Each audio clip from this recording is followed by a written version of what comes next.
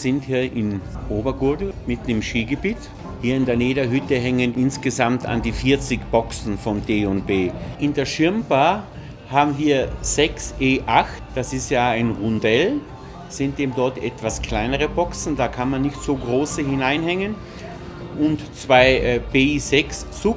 Auf der Terrasse haben wir 2 V10B und 4 V-Subs. Die werden dann aktiviert, wenn wir auf der Terrasse live draußen spielen, sonst braucht man dort die V-Subs nicht.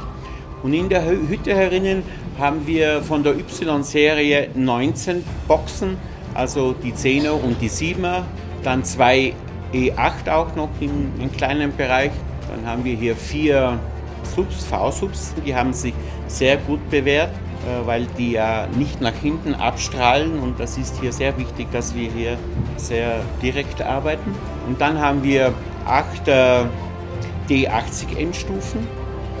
Ja, nachdem ich mehrere Anlagen durchgespielt habe und gemerkt habe, dass wir hier doch eine sehr gute Soundanlage brauchen.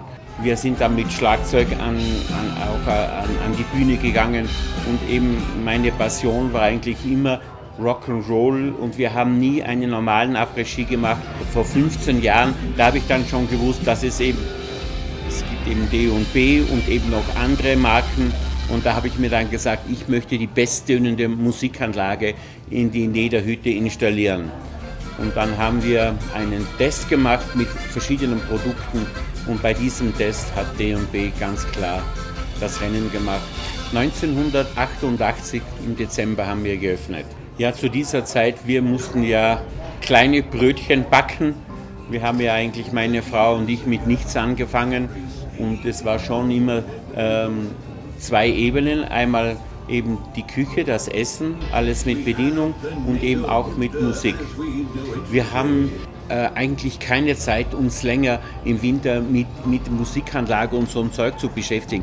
Ich hatte in diesen 15, 16 Jahren, wo ich jetzt D&B hatte, nicht einen Ausfall. Wir haben nicht eine Box kaputt. Selbst an der Terrasse draußen, die werden vom Schneesturm umhüllt manchmal, aber ich hatte nie ein Problem, dass auch die Kälte oder so draußen, es hat immer funktioniert.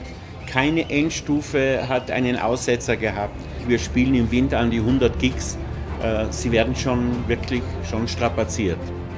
Wenn die Nederhütte voll ist mit den Gästen, dann haben sie einen eigenen Eigenpegel von ca. 90 dB.